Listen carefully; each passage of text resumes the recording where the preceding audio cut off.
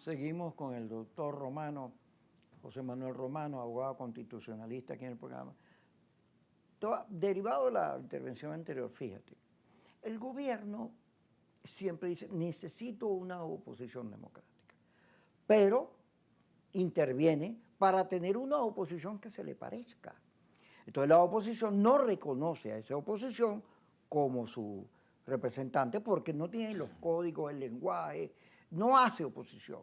Entonces, claro, los radicales que vete ya, imagínate una persona que tiene presiones económicas, que vive muy mal, el vete ya, el decir que el país mañana va a venir inversiones, quitan sanciones, wow, engancha mucho el vete ya, pero el vete ya tiene 26 años perdiendo. Y luego yo le planteo a los radicales, ponte, como yo quiero que no pase nada, mi escenario A o 1 es que no pase nada.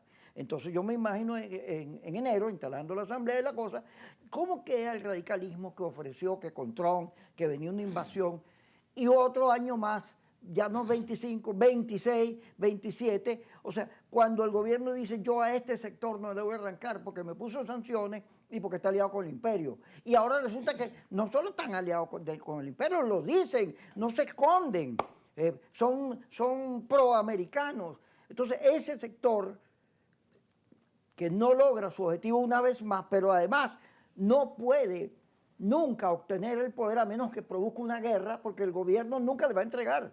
Y eso mata la salida electoral. Esto es para reconstruir la salida electoral, ¿no? Una vez que este sector se le baja el volumen, porque así como Guaidó no cumplió, esta señora tampoco cumpla, tiene que generarse en el país una relación de la política, que tú mismo aclaras, en la cual la oposición elija quién es su oposición, pero no porque sea más radical o moderada, sino porque al final tenga una personalidad, una identidad, que tenga unos valores que identifiquen a la gente. Entonces, el gobierno tiene que entender que la oposición que viene y que va a surgir, no la va a construir él, se va a construir del producto de su relación con la política. Y lo que tiene que es abrir puertas para entenderse, para negociar la normalización del país con esos sectores que son democráticos.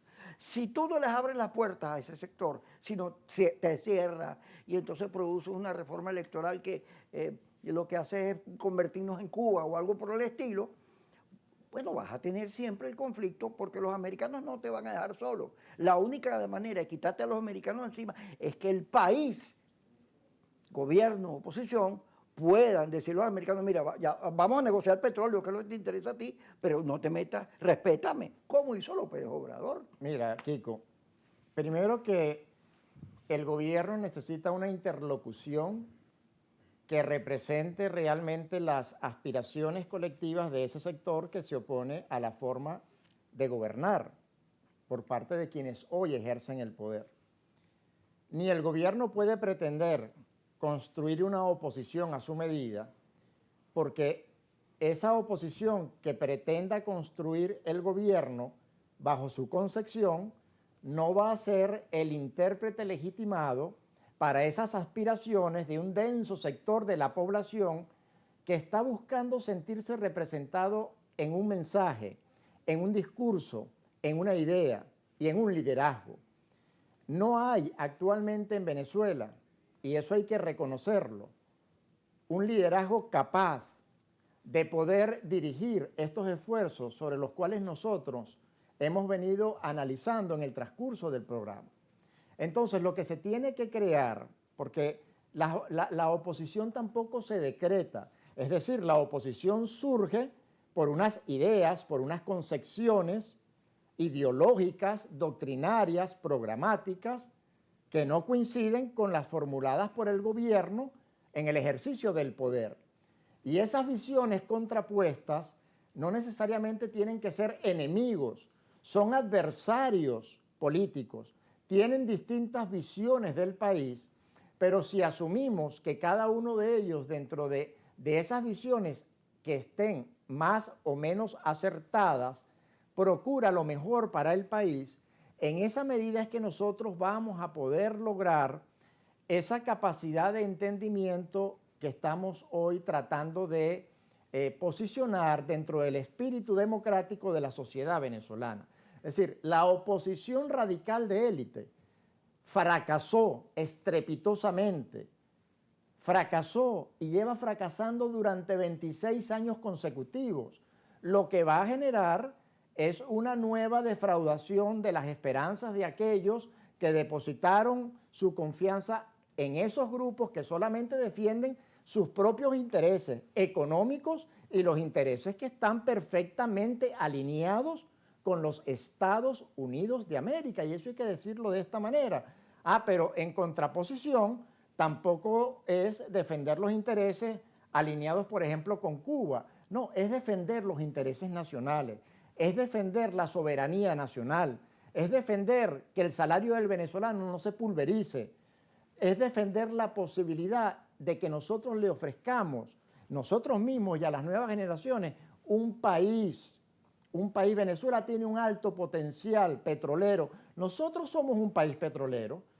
Bueno, la próxima Asamblea Nacional se tiene que plantear, entre otras cosas, Kiko, ya para concluir, un código orgánico en materia de hidrocarburos.